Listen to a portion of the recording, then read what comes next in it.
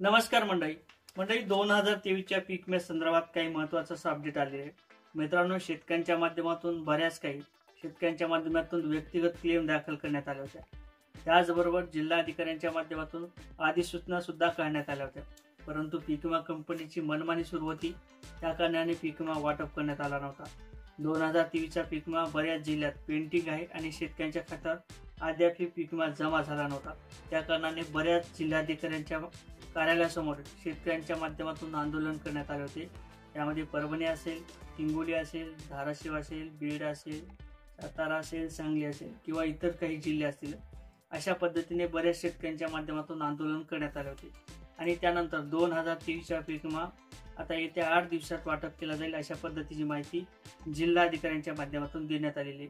संपूर्ण माहिती कोणत्या जिल्ह्यातील आहे याच्या संदर्भात आपण सविस्तर अशी माहिती घेण्याचा प्रयत्न करणार आहोत। मित्रांनो, मी गणेश ठाकरे, कृषी न्यूज या यूट्यूब चॅनलवर आपलं सहर्ष स्वागत आहे। चॅनलवर नवीन असाल तर चॅनलला सबस्क्राईब करा, व्हिडिओ आला तर नंतर शेअर करा। मित्रांनो आणि मंडळी, ज्या पद्धतीने शेतकऱ्यांच्या माध्यमातून व्यक्तिगत क्लेम दाखल करण्यात आले होते, व्यक्तिगत क्लेमचा पीक विमा जास्तीत जास्त एका महिन्याच्या आत वाटप करणं अपेक्षित असते किंवा जिल्हाधिकाऱ्यांच्या माध्यमातून ज्या काही अधिसूचना काढलेल्या असतात त्या पीक विम्याचं वाटप जवळपास एका महिन्याच्या आत करणं बंधनकारक असते।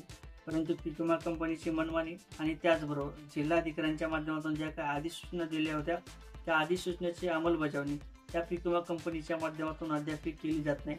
त्या कारणाने बऱ्याच जिल्ह्यात पीक विमा वाटप केला नाही आणि काही थोडक्या प्रमाणात जे काही शेतकरी होते त्या शेतकऱ्यांच्या खात्यात पीक विमा वाटप करण्यात आला होता, परंतु बीड या जिल्ह्यात अद्याप पीक विम्याचं वाटप केलं नव्हतं।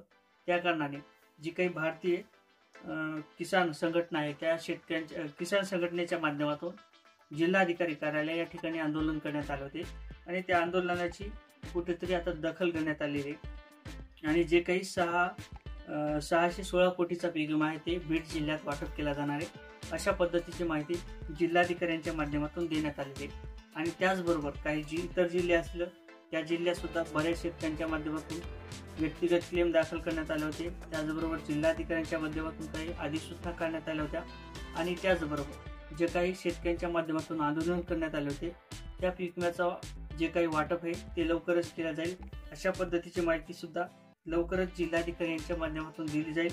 आणि जे काही इतर जिल्हे यामध्ये धाराशिव असेल, छत्रपती संभाजीनगर असेल, परभणी असेल, नांदेड असेल, हिंगोली असेल, त्याचबरोबर वाशिम असेल, अकोला असेल, यवतमाळ असेल, नागपूर असेल, अमरावती असेल, जे काही जिल्हे असतील ज्या ज्या जिल्ह्यात आतापर्यंत 2023चा पीक विमा हजाराच्या आत वाटप करण्यात आला होता, अशा जिल्ह्यात त्याचं पीक विम्याचं वाटप केलं जाणार आहे, अशा पद्धतीची माहिती सुद्धा काही समोर येत आहे। आणि त्याचबरोबर नवीन अपडेट आल्यानंतर कोणत्या तारखेला पैसे वाटप केले जातील हे सुद्धा आपण समजून घेणार आहोत। परंतु बीड जिल्ह्यातील जे काही पीक विम्याचा प्रश्न आहे ते येत्या 8 दिवसात सोडवला जाईल, अशा पद्धतीची माहिती पीक विमा कंपनीच्या माध्यमातून देण्यात आलेली आहे।